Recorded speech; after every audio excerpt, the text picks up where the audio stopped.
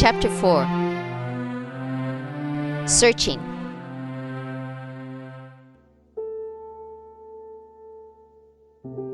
When he was back at the Hilton, Rayford opened the booklet. He noted on the back cover that Reinhard and his friends called themselves Jesans. He then turned to the book's introduction. We all find it easier to see faults in others than it is to see them in ourselves. The people of America are no exception. When you observe all the religious activity in the United States today, it is easy to see how people, both in and out of the churches, have been fooled into confusing religion with real faith. But religious activities, rituals, even emotional experiences have little to do with good old-fashioned obedience to the things that Jesus taught in the Bible. And America's disobedience will be punished before anyone else's, because those who know the most have the most to answer for. The introduction went on. If it is any consolation, the Bible promises that there will be an even bigger day of reckoning for the rest of the world than that which will fall on the United States of America. But the Bible also says that judgment must begin with those who claim to be God's people. 1 Peter 4:17. And as we will elaborate on in this booklet, the judgment of America is going to make the destruction of Sodom and Gomorrah sound like a Sunday school picnic. Well, that much is true, thought Rayford straight. Then he read on. It just happens that God often used a convenient heathen nation to judge his people Israel. Because America is the New Testament equivalent of Israel, God will use atheistic communism to carry out his judgment of America. No big deal. It's not a spiritual competition between America and any other political power. It's just a matter of personal accountability on the part of those who should know better. Billy Graham is reported to have once said, "If God doesn't destroy America, he owes Sodom and Gomorrah an apology." The assumption, of course, is that God should destroy America because of its homosexuality, or its atheism, or its prostitution, or gambling, or drugs, or abortions. But presumably not because of the sins of the churches, materialism, pride, hypocrisy, self-righteousness, or any of the other things that Jesus actually got cranked up about. Abraham assumed that there were at least 100 righteous people in Sodom in his day.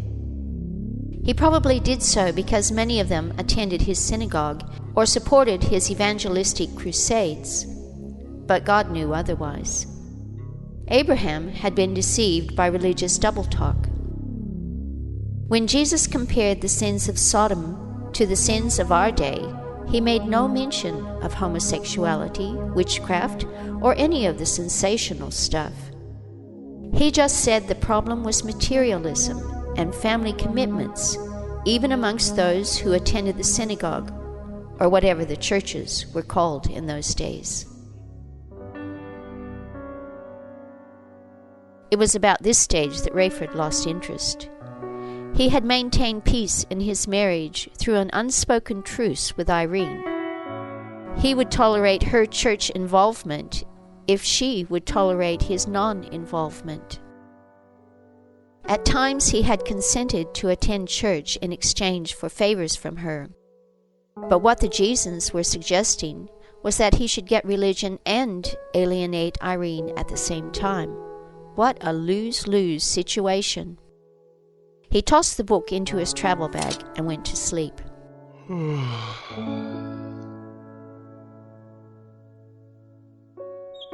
At 5 a.m., Rayford returned to the airport to fly the 6 a.m. Mercy flight to Toronto. A few hours out of London, he entered the sat phone communication band. Unfortunately, most of that precious time was taken up with official information coming from the airport control in Toronto. As it happened, Rayford had made a short list of what needed to be said to Irene so that he could make the best use of the few seconds that remained of sat phone time when the official business had been completed. Although it was after 3 a.m. in Illinois, Chloe answered on the second ring. Hello? That was fortunate, thought Rayford. Chloe was a clearer thinker than Irene, and she would follow his instructions well. Chloe, this is Dad. I only have 1 minute, so listen closely. Do you have a pencil and paper handy? Yes, Dad, but... Good. Please turn the phone off for 48 hours after I hang up so the battery will last longer. Got it? Chloe had already thought of that, and she had left the phone turned off for much of the previous day, since she knew her father could not have made another call for at least 18 hours. Although she badly wanted to share her news, she was still taking notes as she had been told to do. Yes, I've got that, but Dad... I'll be in Toronto by 8:30 your time, and I'll make sure that the rescue people there know about you. I'll phone with more details on my way back to London in a couple of days. Dad! Chloe shouted. Mom's gone! Gone? Gone where? Rayford assumed that Irene had gone out to get some provisions, forgetting that it was 3 a.m. in Prospect Heights. I don't know. Somewhere in Montana. She went with Vernon and Elaine Billings yesterday. They think Jesus is out there. Ramey went with them. I tried to stop them, Dad. I tried. Although deeply shocked, it took only a moment for Rayford to conclude that his primary duty lay with rescuing Chloe now. Only a few seconds remained in the sat phone link. Okay, we'll deal with that later, he said. But for now, what's your situation, honey? Chloe, too, must have made a mental list of things to say. This was her chance to use it. I'm fine, Dad. Water is a bigger concern than food at the moment, but there's no urgent need. So far, I'm feeling fine, just a bit tired. He was getting more static than information now. Their window of communication was coming to an end. You're doing great, honey. I love you, Rayford shouted, not knowing whether she heard any of it. Then his thoughts turned to the shocker, Irene. Run off to Montana to find Jesus? Surely his wife was more sane than that. What could she have been thinking? Then he remembered Reinhard's expression of concern about Irene doing just that.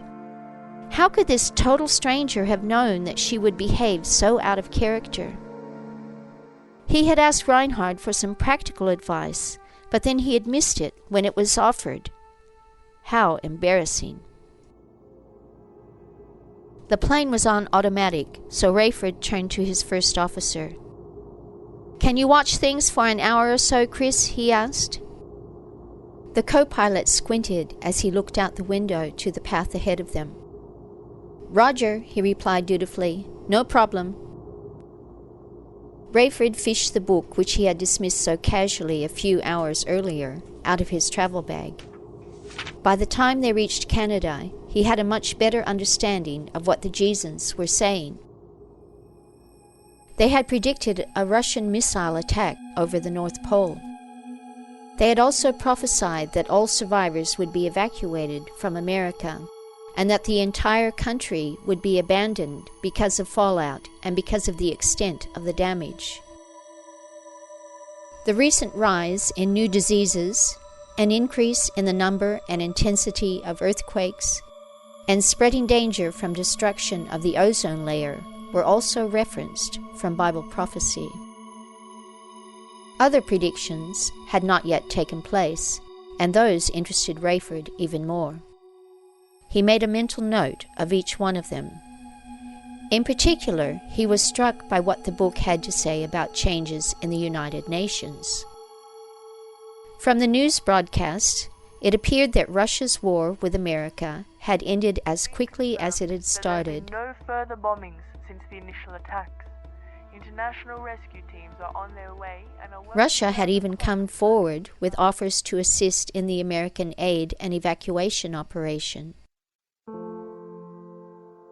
Secretary General Deng Chao had held a press conference only hours after the news broke, in which he assumed responsibility for coordinating the relief effort. The whole attack was being treated more like a natural disaster than a war for which Russia was totally responsible. That is not to say that whole nations were not outraged by what had taken place. But harsh reality was that they were totally occupied with the disaster itself, and even if they had not been, who had the military might to challenge Russia's new world order, now that America was gone? The psychological damage in much of the world was on a par with the physical damage in the U.S. Everywhere, people were in shock, and yet there was no one to turn to. It intrigued Rayford that the Jesans little book could have so accurately predicted it all. It said that America's greed had actually created much of the world's poverty. The brain drain, monopolies on information technology, multinational investment strategies in the Third World, and the transformation of limited Third World farmland into luxury crops like tea, rubber, coffee, cotton, sugar, tobacco, spices, and fast-growing timber forest all depleted the Third World of badly needed labor, technology, and resources for their own development. Unbelievable waste in America came at the expense of the rest of the world. Even U.S. aid was calculated to enhance American power through loans and military aid. At best, American aid was like offering a Band-Aid to someone whom they had just tortured to death. Rayford considered arguing with all that he read, but by the time that he had finished reading, he was starting to doubt a few of his own arguments.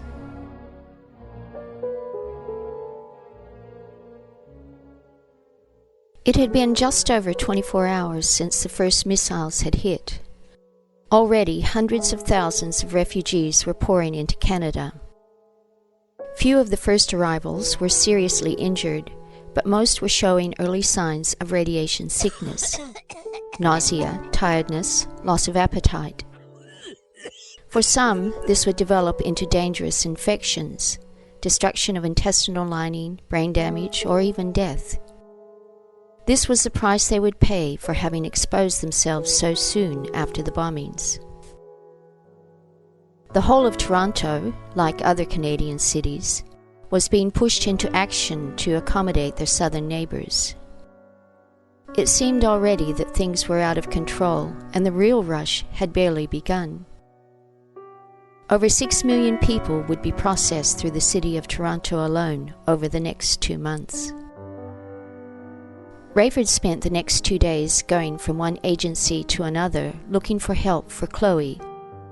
He would telephone first, but whenever he found someone who might be hopeful, he would catch a cab and turn up in person, hoping to make himself known to some official who could give him favored treatment when an opportunity arose to reach his daughter. Along the way, he donated a pint of blood and put in a couple of hours constructing tents at a football field on the south side of the city. His interest was not totally selfish. He genuinely wanted to help. In the end, he had to settle for supplying particulars on Chloe, Irene, Ramy, and the Billingses to a growing international register, which would be used to determine the number of fatalities and to link up loved ones as survivors turned up.